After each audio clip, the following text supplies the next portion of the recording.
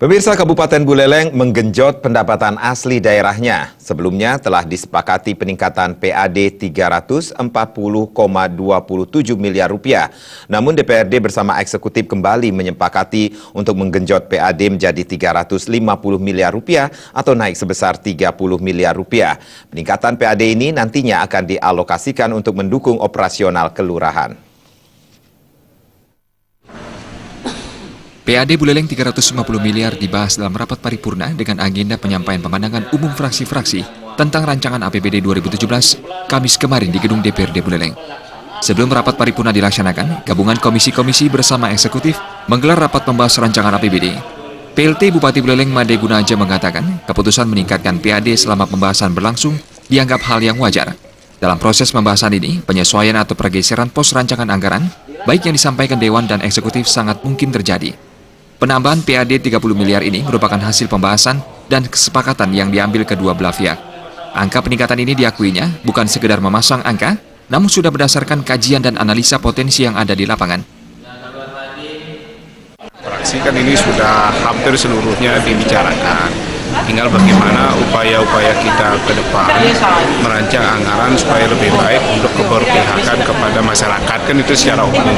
Bagaimana kita meningkatkan kinerja seluruh aparat dari pemerintah Kabupaten Buleleng ini untuk memberikan pelayanan yang terbaik kepada masyarakat melalui anggaran-anggaran, termasuk juga dari sisi sarana prasarana, termasuk dari peningkatan kontribusi terhadap sektor pertanian karena PDRB-nya paling tinggi di sektor pertanian. Desakan meningkatkan PAD disampaikan sejak awal pembahasan rancangan APBD. Kesepakatan untuk meningkatkan PAD berdasarkan kondisi di lapangan yang selama ini masih terjadi ketimpangan dalam pembagian jatah anggaran. Peningkatan PAD sebesar 30 miliar akan difokuskan pada kelurahan yang selama ini anggarannya terkesan minim dan berbanding jauh dibandingkan dengan kucuran dana untuk desa yang selama ini diplot menerima jatah ADD. Pembahasan gabungan komisi dengan eksekutif.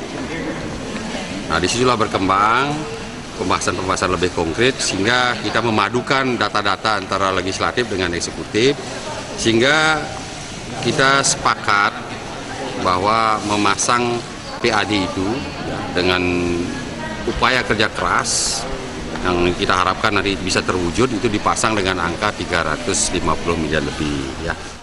PAD yang semula dari 320 miliar itu menjadi 350. Nah, apabila target ini terpenuhi, kami mendorong supaya pertama ada peningkatan anggaran untuk kelurahan dan kecamatan.